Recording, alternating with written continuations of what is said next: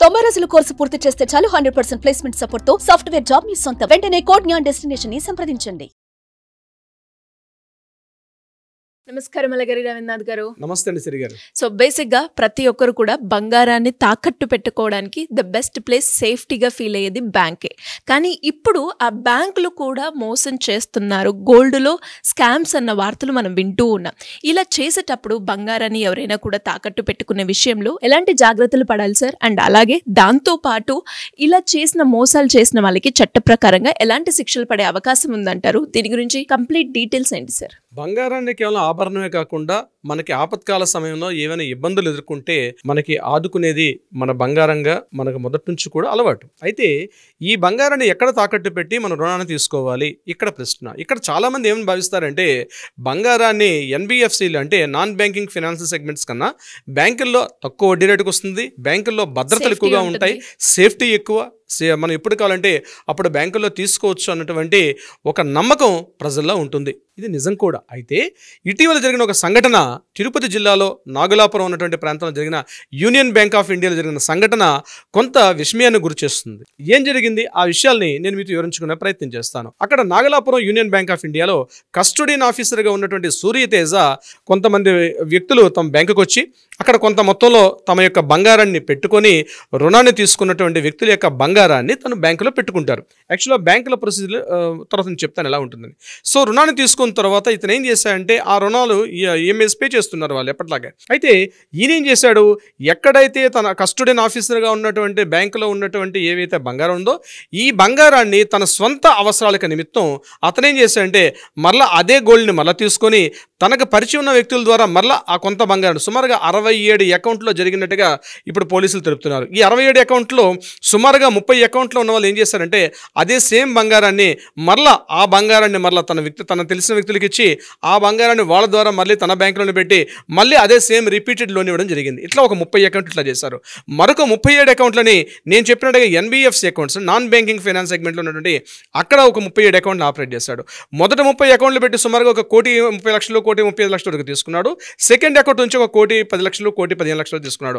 ఓవరాల్గా 2,40,00,000 2,45,00,000 రూపాయల వరకు రుణాన్ని తీసుకొని ఇది ఎవరైతే తన బ్యాంకును నమ్ముతూ ఆ బ్యాంకులో ఈ గోల్డ్ సెగ్మెంట్కి తన కస్టోడియన్ ఆఫీసర్గా ఉన్నటువంటి సూర్యతేజ ఈ రకంగా చేశారని చెప్పి పోలీసు యొక్క అధికారులు మనకు తెలపడం జరుగుతుంది. అయితే ఆ తీసుకున్న క్రమంలో దీని మీద ఈ అమౌంట్స్ పే చేస్తూ ఆయన ఏమనుకున్నాడు, అమౌంట్స్ కడుతుంటారు కదా, ఎప్పుడైనా బ్యాంకుకి వచ్చి ఎవరైనా ఆ రుణాన్ని టోటల్ అమౌంట్ పే చేసేస్తాం అనుకుంటే మళ్ళీ ఆ రుణాన్ని తను తీసేసుకొని వేరే అకౌంట్ నుంచి ట్రాన్స్ఫర్ చేసి అలా ఇచ్చేద్దాం అని అనుకున్నాడు యాక్చువల్గా. కానీ అన్ఫార్చునేట్ ఎవరైతే రుణాలు పే చేస్తుంటే ఈఎంఐస్ పే చేస్తుంటే కొంతమంది వ్యక్తులు ఇమీడియట్గా బ్యాంకులు ఎలా ఉంటుందంటే మనం గోల్డ్ ఈరోజు మనం అడిగితే మార్నింగ్ అడిగితే మనకు ఒక 1-2 అవర్స్లో ఇమీడియట్గా రిటర్న్ చేయాల్సిన అవసరం అయితే ఉంటుంది. కానీ ఇతను డిలే చేస్తున్న మీద డౌట్ వచ్చి దగ్గర పోలీస్ స్టేషన్ కంప్లైంట్ చేసినప్పుడు తీగలాగితే డొంకంతా బయటకు వచ్చినట్టుగా ఇప్పుడు నేను చెప్పిన వివరాలన్నీ కూడా బయటకు వెలుగులోకి వచ్చాయి.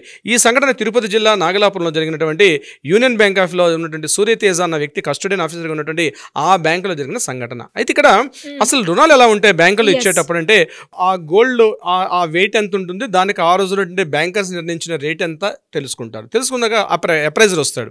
అప్రైజర్ అంటే ఆ గోల్డ్ యొక్క క్వాలిటీ ప్యూరిటీని చెక్ చేసే పర్సన్స్, రియల్గా గోల్డ్ కాదా అని చెక్ చేసే పర్సన్స్ కొంతమంది ఉంటారు. అంటే లోకల్గా ఉన్నటువంటి గోల్డ్ స్మిత్స్లో ఒక పర్సన్ని బ్యాంకర్స్ ఏం చేస్తారంటే కొన్ని అవుట్ సోర్సింగ్ ద్వారా తీసుకొని అప్రైజర్గా కన్ఫర్మ్ చేస్తారు. అతను ఏం చేస్తారంటే క్వాలిటీ ఓకే అనుకున్నాక ఇద్దరు కన్ఫర్మేషన్ చేసి ఓకే అనుకున్నాక మీ డీటెయిల్స్ అని చెప్తారు, ఎన్ని రోజులకో ఏందో గోల్డ్కి ఇంట్రెస్ట్ అయితే చెప్తారు.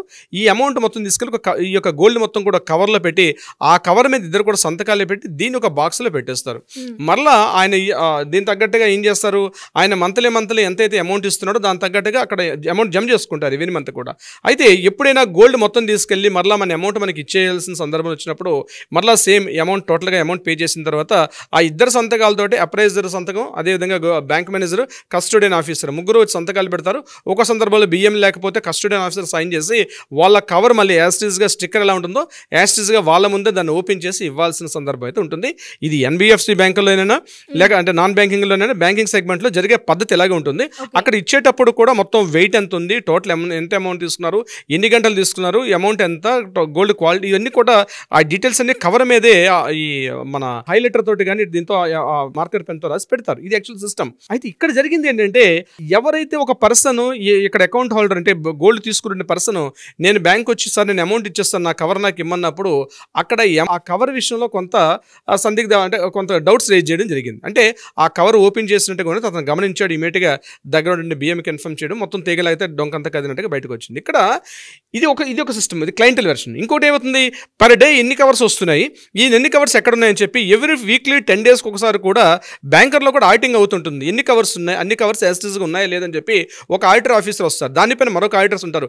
ఇది హాల్ ఆఫ్ సడన్ ఒక స్క్వాడ్ లాగా వచ్చి సడన్గా ఒక్కోసారి కూడా చెక్ చేస్తారు. కానీ ఇన్ని రకాల కట్టుదిట్టమైనటువంటి యంత్రాంగం ఉన్నప్పటికీ కూడా ఇప్పుడు నేను చెప్పినటువంటి ఈ నాగలాపురం బ్యాంకులో ఇది ఎందుకు వెలుగులోకి వచ్చింది, ఇక్కడ ఎందుకు ఇలా అంటే ఆడిటింగ్స్ కూడా మిస్ అయిందా, ఆడిటర్స్ కూడా చెక్ చేయలేదా, స్క్వాడ్ ఆఫీసర్స్ వస్తారు, స్క్వాడ్ ఆఫీసర్లు చెక్ చేసినప్పుడు కూడా ఈ కవర్లు ఎందుకు కనబడలేదు, మరలా ఎవరైతే లోన్ తీసుకున్నటువంటి ఎవరైతే పర్సన్ ఉన్నాడో అతను కంప్లైంట్ చేసిన దాకా ఇది వెలుగులోకి రాకపోవడం. ఇప్పుడు బయటకైతే సూర్యతేజ అని ఒక పర్సన్ మాత్రమే ఇతనే ఈ కస్టోడియన్ ఆఫీసర్కి ఇతను చేశారని చెప్పి ఇతను చూపిస్తున్నప్పటికీ నేనే బీయింగ్ అడ్వకేట్గా నేను సస్పెక్ట్ చేసేది ఏంటంటే ఈ మొత్తం ఇంతమంది కూడా దీనిలో అవగాహన లేకుండా ఇతను ఒక్కడే చేశాడని అయితే విధానం ఉండదు. దీని మీద బ్యాంకర్స్ పూర్తిగా ఒక ఎంక్వైరీ కమిషన్ చేసుకుని వాళ్ళు ఇంటర్నల్ ఒక ఎంక్వైరీ కమిషన్ వేసుకొని నిజాలు బయటకు తెలియపరచాల్సిన అవసరం అయితే ఉంటుంది.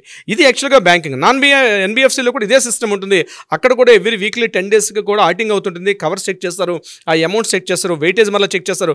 ఒక్కొక్కసారి ఆడిటర్స్ మళ్ళీ వచ్చేటప్పుడు ఆడిటర్స్ మళ్ళీ ఆ లోపల గోల్డ్ ఉందా లేదు మళ్ళీ వెనక్కి తీసి ఆ గోల్డ్ మళ్ళీ వెయిటేజ్ చేసి మళ్ళీ డబల్ ఫోల్డర్స్ కూడా పెట్టే అవకాశం కూడా ఉంటుంది. ఇది యాక్చువల్గా గోల్డ్ లోన్ సిస్టమ్ ఇన్ని రకాలుగా జరుగుతుంటుంది. అయితే ఇక్కడ కస్టమర్స్ ఎవరైతే బ్యాంక్ అని నమ్మి యూనియన్ బ్యాంక్ ఆఫ్ ఇండియా అంటే అది state government bank, nationalise banks కాబట్టి చెప్పి నమ్మకంతో పెట్టినటువంటి యొక్క వ్యక్తుల యొక్క నమ్మకాన్ని కూడా వీళ్ళు కోల్పోయారు ఈరోజు బ్యాంకింగ్ సిబ్బంది. అంటే నేను ఒకటి చెప్తాను, ముఖ్యంగా ఇటువంటి బ్యాంకుల్లో మీరు పెట్టుకునేటప్పుడు అలర్ట్గా ఉండండి.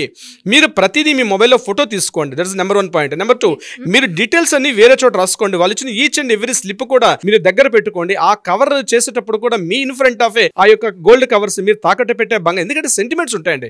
గోల్డ్ అనేది అమ్మమ్మలు నాన్నమ్మలు వేసుకున్న గోల్డ్, మ్యారేజ్ చేసుకోవచ్చు, ఉపనయనాలు చేయొచ్చు, అమ్మాయికి ఏదైనా ఇతరత్ర ఏదైనా శుభకార్యాలు జరిగేటప్పుడు ఆ అమ్మమ్మ గోల్డ్ అని, నాన్నమ్మ గారి గోల్డ్ అని, లేకపోతే పూర్వీకుల గోల్డ్ని తీసుకొచ్చి పెడతారు. దీన్ని అవసరాల నిమిత్తం తీసుకొచ్చినప్పుడు ఆ సెంటిమెంట్స్ని, అంటే గోల్డ్ అంటే ఒక సెంటిమెంట్, మనకు పాత గోల్డ్, అది పాత గోల్డ్ అవుతున్న కొద్ది సెంటిమెంట్స్ ఉంటాయి. అదే ఇప్పుడు ముక్కుపుడ కావచ్చు, లేకపోతే ఇయర్ రింగ్స్ కావచ్చు, లేకపోతే మెడలో లాంగ్ నెక్లెస్ కావచ్చు, షార్ట్ నెక్లెస్ కావచ్చు, ఇవన్నీ కూడా ఒక సెంటిమెంట్తో కూడిన కస్టమర్ల యొక్క నమ్మకంతో ఉన్నటువంటి విధానం. మళ్ళీ డబ్బుని రీప్లేస్ చేయొచ్చు కానీ మళ్ళీ అదే గోల్డ్ ఇవ్వమంటే ఇవ్వలేరు, అంటే నమ్మకం కోల్పోతాం అక్కడ. సో బ్యాంకర్స్ కూడా ఈ విధానం మీద చాలా సిస్టమేటిక్గా ఉంటాయి చాలా బ్యాంకర్స్ అన్ని కూడా. కానీ ఇటువంటి సంఘటన జరగడం, ముఖ్యంగా తిరుపతి జిల్లా లాంటి జిల్లాలో నాగలాపురంలో ఈ సంఘటన యూనియన్ బ్యాంక్ ఆఫ్ ఇండియా జరిగిన సంఘటన మాత్రం తీవ్ర దిగ్భ్రాంతిని అయితే వ్యక్తం చేస్తున్నారు. ఇలా చేసిన వాళ్ళ మీద లీగల్ పరంగా ఎవరైనా కూడా యాక్షన్ తీసుకోవాలి అంటే ఎలా ఉంటుంది సార్ ప్రొసీజర్?